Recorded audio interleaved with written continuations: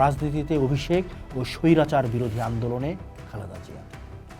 স্বামীর মৃত্যুর পর ছন্নছাড়া হয়ে পড়া বিএনপিকে রক্ষা করতে 1982 সালে রাজনীতিতে নামেন তিনি। 1984-তে বিনা প্রতিদ্বন্দ্বিতায় দলের চেয়ারপারসন নির্বাচিত হন। এরপর শুরু হয় তার দীর্ঘ 9 বছরের রাজপথের লড়াই। জেনারেল এরশাদের স্বৈরাচারী শাসনের বিরুদ্ধে তিনি ছিলেন আপোষহীন। বারবার কারাবরণ ও গৃহবন্দী হয়েও তিনি নতি স্বীকার করেননি।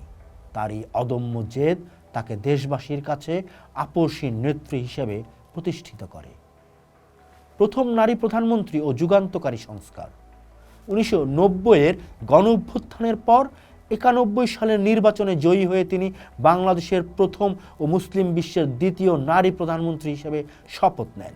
তার শাসনামলেই বাংলাদেশ সংসদীয় গণতন্ত্রে ফিরে আসে। খালেদা জিয়ার অন্যতম সাফল্য ছিল শিক্ষা খাতে। বিশেষ করে নারী শিক্ষাকে এগিয়ে নিতে দ্বাদশ শ্রেণী পর্যন্ত মেয়েদের অবৈতনিক শিক্ষা ও উপবৃত্তি কর্মসূচি চালু করা ছিল তার এক বৈপ্লবিক পদক্ষেপ। অর্থনীতিতে সংস্কার। বাণিজ্যের উদারীকরণ ও মুক্তবাজার অর্থনীতি প্রবর্তনে তিনি সাহসী ভূমিকা রাখেন। পররাষ্ট্র নীতির ক্ষেত্রে তার অমর উক্তি, বিদেশে আমাদের বন্ধু আছে, প্রভু নেই, আজও বাংলাদেশের সার্বভৌমত্বের রক্ষা কবচ হিসেবে গণ্য হয় বিতর্ক ও অন্ধকার সময়। 1996 থেকে 2001 পর্যন্ত বিরোধী দলে থাকার পর 2001 সালে বিপুল ব্যবধানে জিতে ক্ষমতায় ফেরেন খালেদা জিয়া।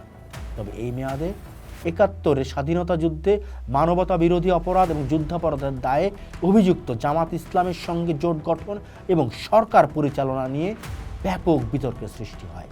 আইন শৃঙ্খলা নিয়ন্ত্রণের নামে 2004 সালে র্যাব গঠন করা হয়, যার বিরুদ্ধে পরবর্তীতে বিচার বহির্ভূত হত্যাকাণ্ডের অসংখ্য অভিযোগ ওঠে।